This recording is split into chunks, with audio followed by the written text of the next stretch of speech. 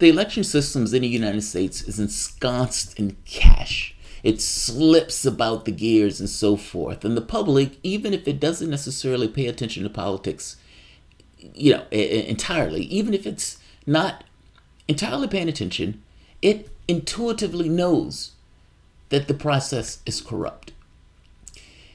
When Sanders ran against Clinton in 2016, he pointed this out, and this turned into a major weapon that Sanders could use against Clinton. Well, this time around, those Democrats at the very least learned that lesson, and many of them are running in the race saying we won't take campaign donations. Well, one of those people was Elizabeth Warren, saying, I'm not going to take super PACs.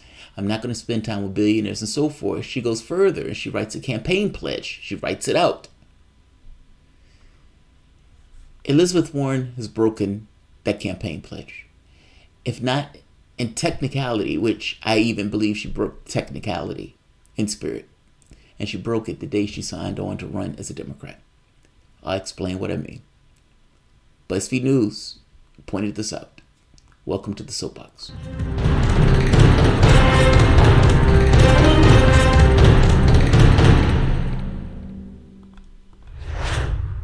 My name is Jamarl Thomas. This is the Progressive Soapbox.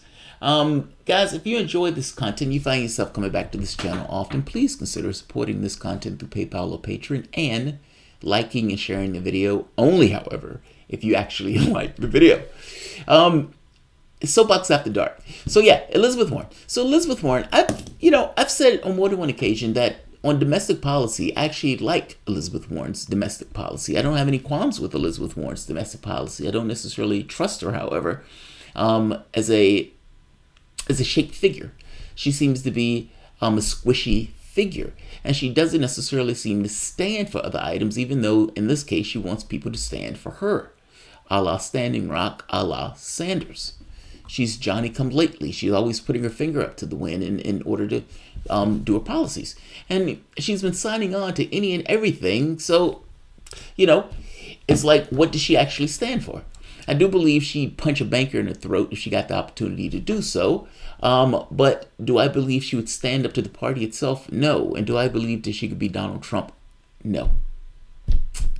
No, I don't. And not to mention her foreign policy, especially on the issue of Israel, leaves things to be desired from the standpoint of the left. However, she's taken a campaign pledge. BuzzFeed News comes out with a report saying, despite Elizabeth Warren's campaign pledge that she's not going to go to wealthy donors, her campaign essentially got help to pay for the voter database. Now, if you remember, the Democratic Party's voter database costs $175,000. And the Democratic Party uses that database as a way of milking the candidates.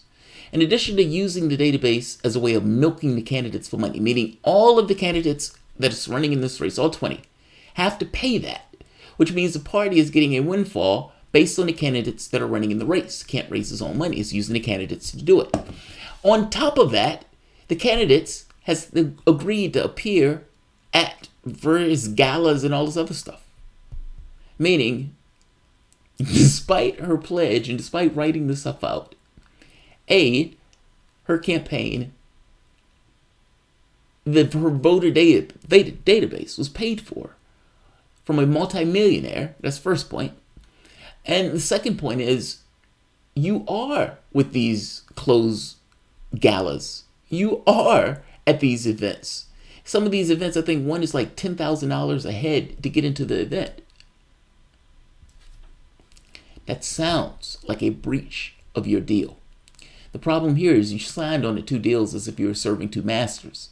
The Democratic Party wanted you to milk them for cash, and so they want you to appear at these galas. This is what Elizabeth Warren wrote. And first, let's go to the BuzzFeed article, just so you can see what the BuzzFeed article is and what I'm specifically referring to. Elizabeth Warren's campaign turned a big donor to pay for DNC voter database, despite her fundraising pledge. And her fundraising pledge is in black and white. You can read it. Elizabeth Warren relied on a multi-millionaire donor to cover the costs of an expensive voter database. a move that puts at risk her campaign at odds with the spirit, if not the letter, of the pledge she made to abstain from quote-unquote big money fundraising. In February, 2 months into a presidential campaign, Warren set herself apart by swearing off of the kind of pay-for-play fundraising that typically goes to wealthy donors' outsized access and influence. Essentially, look, like I said, the public knows that there's an incestuous relationship, almost like the relationship between a prostitute and their John in the political arena between the wealthy donors and politicians. Politicians need cash to get elected, in which case it makes them to somewhat obsequious to people who are giving them that cash. I've always argued you have dollars or you have pitchforks. Oftentimes, people are too busy working to have pitchforks, in which case you have dollars. It gives the wealthy an outsized influence in elections. I've said it before, 75% or 3/4 of the time that politicians spend is begging for money. And if you spend 75% of your time begging for money, who are you going to be talking to? Who are you going to be listening to? You're not out there on the campaign trail. You are talking to people who want stuff. They're investing in you. And I would put to you that that particular class has certain things that class wants. And even if you're not necessarily listening to one specific individual, you don't have to listen to one individual to focus on matters of class. I keep saying it's class. It's class 1,000 times. It's class.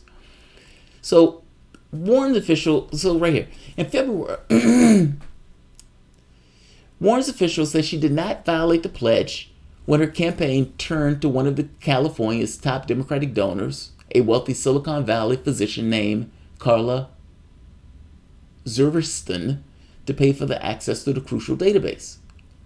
The so-called national voter file, a pool of about 1 million people, essentially, the voter file is $175,000.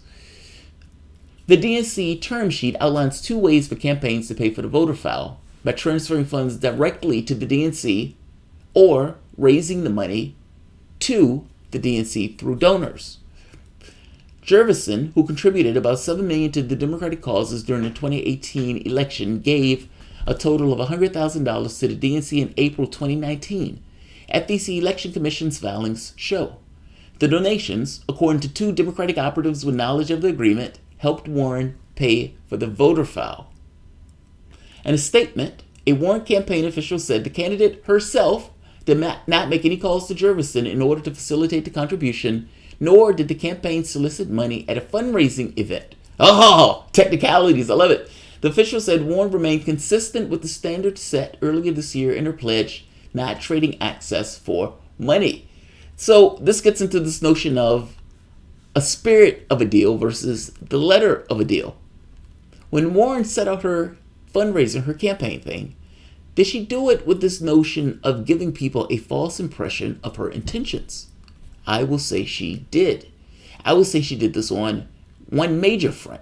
And that major front has to do with this notion of not taking super PACs and all this other stuff.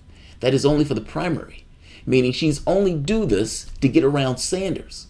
The moment she's out the primaries and she's gotten rid of her competition, she's going to open it up to take all the money in the world. And interestingly enough, if you're watching MSNBC would say, she may not want to take the money, but the rich is content with Warren because they believe at one point she used to be a Republican and that at the end of the day she's a capitalist and this system will remain intact. I love it. The billionaires are okay with Warren. But this is her campaign pledge. So right here. It's black and white. The best president money can't buy. When I first ran for Senate, we had a contest to name our first t-shirt. By a big margin, the winning t-shirt said, "The best senator money can't buy." I've tried to live by that every single day. I understand that campaigns cost money, a lot of money, and I'm deeply grateful to anyone who steps up and invests in our campaign. But we have a problem in this country. Money has too much influence on our political leaders. I've already said that I will run my campaign differently. No Washington lobbyists, no PACs, no auditioning billionaires to run a super PAC for me, no dark money groups devoted to supporting this campaign. But I'm going to go further. There's another huge way in which money influences presidential elections. It usually goes unspoken, but I want to call it out. Candidates for public office in America spend way too much time with wealthy donors. And that's where she goes into this notion of, I'm not going to be this candidate who's at these wealthy donor fundraisers, etc., etc. So we have a few problems here. One, Warren saying she's not going to be this candidate that takes big money donors and so forth. Well, you have a big ticket donor. Now you can say, technically, she said she wasn't going to be at these fundraisers, and this wasn't technically at a fundraiser. She just got money from this guy to pay for her donor list. Fair enough. You can live in those technicalities if you want to live in those technicalities. You understood the spirit of what she was saying. Second point, big ticket fundraisers. She will be at big ticket dinners. She will be at closed doors Democratic dinners. Right here.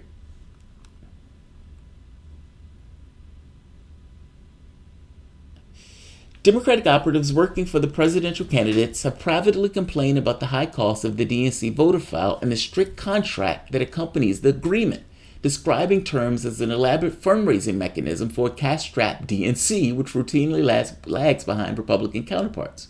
In addition to the $175,000, campaigns seeking access to the voter file must also agree to appear every 3 months, at least once, every 3 months at a DNC fundraiser, send quarterly fundraising emails on behalf of the DNC, and record promotional videos for the DNC.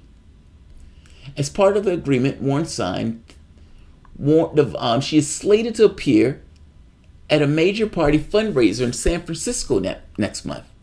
At the fundraiser, according to a copy of the invitation, donors will be able to pay $10,000 to attend a private cocktail and dinner reception. A $50,000 ticket promises premium seating and photo opportunities. Interesting. This thing says she wouldn't be doing that. Now, to be fair to her, she's saying that there's a caveat in this. I didn't see the caveat in this, but BuzzFeed says there's a caveat in this for the Democratic Party fundraising events. But should there be a caveat is an interesting question.